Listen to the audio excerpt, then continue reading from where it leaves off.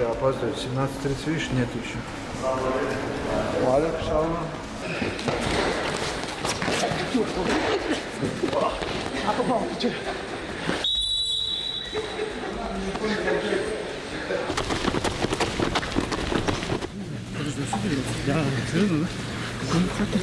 Таир, бала, ну что за дела же? Уая, Таир, эй! Шеф, штраф что надо сделать? Отжимание. Железно.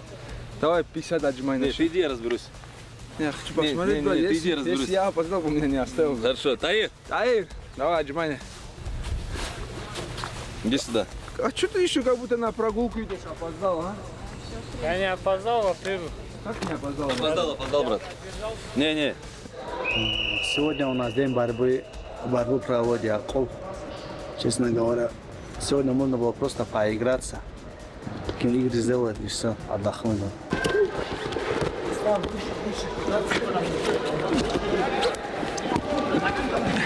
Islam Makhachev has started his training camp for his return in August at the UFC 330 fight card to defend his welterweight title for the first time.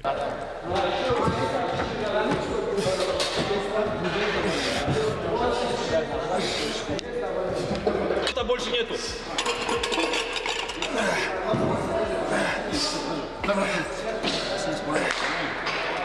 Islam Makhachev confirms he is aiming to return in August after heading straight into training camp. He acknowledges multiple challengers in the division but identifies Ian Gary as the leading contender for his next title defense. When are we going to see you back in the Octagon?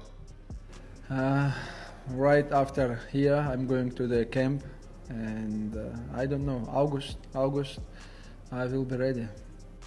Any names you can tell us? A lot of contenders, but number one is the young Gary, and we have still a couple more who won't take the belt, but I don't give no one. However, the title picture is already being contested from multiple angles. Michael Morales put cold waters on Ian Machado Gary's title hopes by claiming he has already signed a contract to face Islam Makhachev for the welterweight belt. Michael Morales said, "Sorry, Ian, Dana knows who really deserves the shot." Morales didn't stop there, openly showing hostility toward Gary and making it clear there is no respect between them. He also suggested that if they ever fight, he would bring a much more aggressive version of himself than usual. Michael Morales said, "I do hate Ian Gary. I don't have a very good vibe. Yeah, I do get a little bit annoyed, but at the end of the day, he is still a fighter. I think that if I were to fight him, it would be the first time I fight in a very aggressive way, which I haven't done yet." Meanwhile, Carlos Prates responds to Islam Makhachev viewing in Gary above him, suggesting it may be due to his past takedowns by fighters like Leon Edwards, JDM, and Ian Gary. He says those moments don't worry him and claims he stays relaxed even when taken down in fights. Prates said, "I think he says that just because he thinks I'm an easier fight, not easier, but less difficult. I don't know, maybe because I've been taken down before. Leon Edwards took me down, JDM took me down, Ian Gary took me down once. Maybe he thinks it's going to be easy, but when I fought those guys, I don't care about takedowns. Like I said, when JDM took me down, he came to take me down and I didn't even try to defend it. I just opened my arms and smiled." Prates also laid out his long-term plan, stating he would rather wait directly for a title shot instead of taking another contender fight. If Morales and Makhachev meet in August, he intends to challenge the winner next, believing extra fights are unnecessary. Wait. Or ask to fight some former champ, or ask somebody to fight somebody, you know, like on the ranks. I don't know. But if and Makhachev happen in August, I'm gonna fight the winner. No, I don't need to fight somebody and then go to the belt. But let's see, you know, like Makhachev don't fight too much. Sometimes got injuries or things like that. But I'm really confident that fight gonna happen in August, 15 August in Philadelphia. Media voice John Anik also weighed in, stating that Ian Machado Gary appears to be the clear frontrunner for the next title shot. While acknowledging Michael Morales as a legitimate option, he expressed that Gary is the more deserving candidate in his view. So sometimes I just throw my hands up and wonder what exactly is the internal promotional metric or the driving force that would give Ian Machado Gary this title shot as opposed to, say, Michael Morales. Is it a matchup thing? Do they maybe make more money if one guy's the champion? I don't exactly know the extent to which Ian Machado Gary moves needles versus Michael Morales.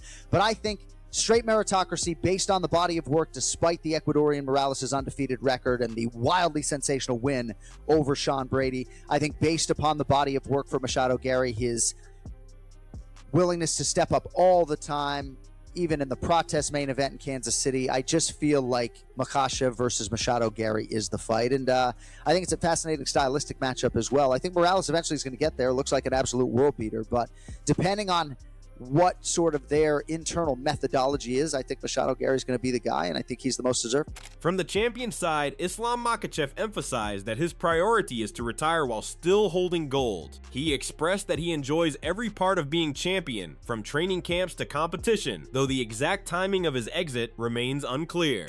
Мне вот на данный момент важно, чтобы я ушел непобежденным.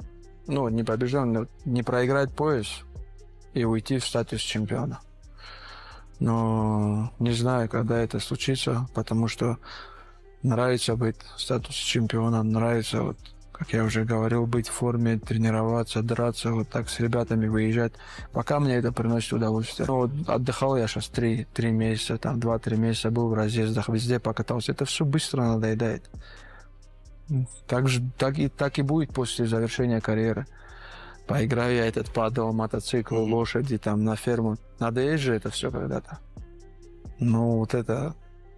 Тем, чем ты занимался всю жизнь, это тебе не надоест. Islam also opened up on a personal level, revealing that his mother has repeatedly encouraged him to retire, often comparing his career path to Khabib Nurmagomedov's decision to walk away. Makhachev noted that she has brought it up for years, and even suggested he should stop after reaching major milestones. He admitted that if she strongly insists, retirement would become a real consideration. Больная тема дома. Мама еще сколько лет. Помню, когда я выиграл по... боевой самбо, ну, я тогда еще профессионально боями не занимался, выиграл чемпионат мира, мама мне говорит, Ислам, всю жизнь, говорит, у вас Олимпиады нету, говорит, чемпионат мира выиграл, хватит, это уже сколько лет прошло. Но вот с тех пор я как-то с мамой постоянно на эту тему общаюсь, и она мне сейчас в последнее время что-то говорит. Она мне уже говорила, вот Хабиб послушал маму, говорит, а ты не хочешь слушать? Я говорю, ну, я ей объясняю, ну, она так мне не поставила вопрос, или там, выбирай, да. Ну, как-то общаюсь. И она мне сейчас говорит в последнее время, я хочу с Хаибом увидеться. Говорит, нам надо поговорить. Я говорю, о чем тебе надо с ним? Нет, мне надо поговорить. Говорит. Сейчас пока я не организовал эту встречу, но я понял тему разговора. Но если мама скажет, ты оставишь? Ну, если, конечно, будет мама настаивать прям вот ребром, то... Outside the title chase, analysts and fighters continue breaking down just how dangerous Makhachev is. Joe Rogan and Dustin Poirier discussed his choking ability, describing it as one of the most suffocating weapons in MMA. It's kind of like a Darce choke, but he locks it on his forearm. Yeah. He doesn't go to the bicep. I know. And the squeeze is different. He's pulling to his chest. It's not like a angle squeeze. It's different. So the defense is different. When I got my legs out and tried to walk around, he hooked my leg, but like the squeeze is completely different. Completely different. You know, you belly down and kind of get some space to breathe. You can't the way he does it. Craig Jones broke it down. It's like a front choke, almost like a squeeze to your chest. It's not an angle that you use for a normal Darce choke. Rogan recalled being surprised the first time he saw it live, initially thinking the choke wasn't fully secured before realizing how calculated it was. Poirier explained that once Makhachev locks it in, blood flow shuts off almost immediately rather than gradually. Rogan highlighted how fast fighters fade, while Poirier stressed the sheer crushing strength behind it. I know, I was shocked the first time I saw him do it. I was like, maybe he just like couldn't cinch up the bicep. And then I saw him do it a second time. I was like, no, this guy's trying to do it that way. He grabs right here, right? Yeah. And Craig Jones pulls did to an his awesome chest. breakdown of it on YouTube where he explains why it's effective and what's so good about it. And when he gets the grip locked in, like it's complete, immediate blood shutdown. You know, usually you feel it slowly fading away. It was like right away. Wow, so that dude's got a back. Like the whole started drive-through movie on. The darkness started coming in like as soon as he got the grip. Really? Yeah. He's so fucking strong, man. There's like something about those Dagestan guys, man. Like the discipline those have. Yeah. Stephen Thompson also broke down the challenge of facing Makhachev, explaining that opponents are forced into a physically and mentally exhausting fight. He described him as a fighter who slowly breaks people down, making them feel overwhelmed as rounds progress. According to Thompson, beating him would require elite conditioning, resilience, and the ability to constantly recover back to your feet. Islam, he's the type of guy to make a fight very, very, very grueling to his opponent, right? Yeah. Guys like Islam, guys like Khabib, they try to break your spirit. They break you physically, mentally, and emotionally out there, right? It gets to the point to where when you see guys fight them, halfway through the fight, these guys are looking for a way out. They're like, I don't want to be here anymore. I'm not saying they're doing this, but it almost looks like they just turn their back just to get choked out and get out of there, right? Because they all do that. For a coach, their cardio, they have to be mentally, physically, emotionally ready for the most grueling fight ever and have the cardio. You know it's going to be ugly, but you got to have the ability and the cardio and the strong spirit to be able to keep going and get back up to your feet. Thompson further added that staying mobile is crucial because being trapped leads directly to takedowns and sustained damage. He emphasized the importance of close-range defense with knees and elbows to disrupt entries, pointing to Carlos Prates as an example of effective inside fighting. You got to be very hard to hit, very hard to nail down in one spot. If you stand there long enough, they're going to get to your legs. If you stand in a spot long enough, they're going to hem you up against the fence and make it difficult for you. So I would definitely make it very hard. Have whoever I'm coaching have great movement, right? They got to be constantly be ready to reset their Islam Makhachev. Yeah.